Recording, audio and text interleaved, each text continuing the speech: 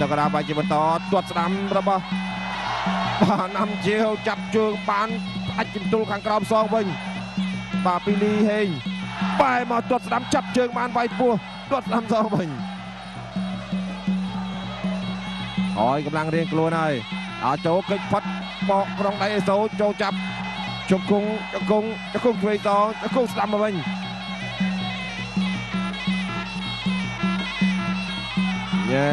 ញែកលែងចង់រួចហើយ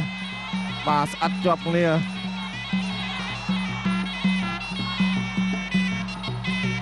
ណែបាទទាត់ឆ្វេងរបស់លីហេងទាត់ស្ដាំសងដែរម្នាក់ទាត់ក្រោមដាក់ទាត់លើទាត់ស្ដាំរបស់លីហេងទាត់ស្ដាំរបស់លីហេងឆាក់ឆ្វេងថែមមួយទៀតវាយស្ដាំចូលពោះបុកជង្គង់ស្ដាំសងរបស់លីហេងជង្គង់ឆ្វេងជង្គង់ស្ដាំរបស់ណាំជាវ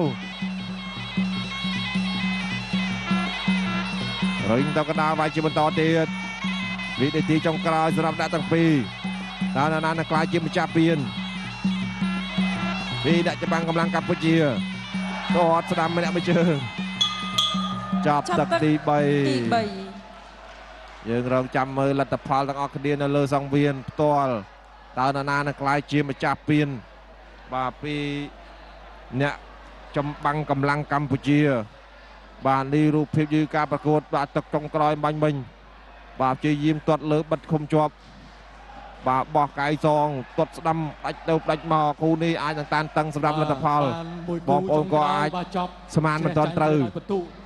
បាទដល់ពេលអញ្ចឹងបាទគឺយើងបានអ៊ុតលទ្ធផលបាទតាមរយៈចៅក្រមទាំង5រូបរបស់យើងបាទគាត់នឹងដាក់បន្ទុកយ៉ាងសក្រិតជ្រះចាញ់យ៉ាងណាបាទយើងចាំអ៊ុតលទ្ធផលរបស់គ្នាបា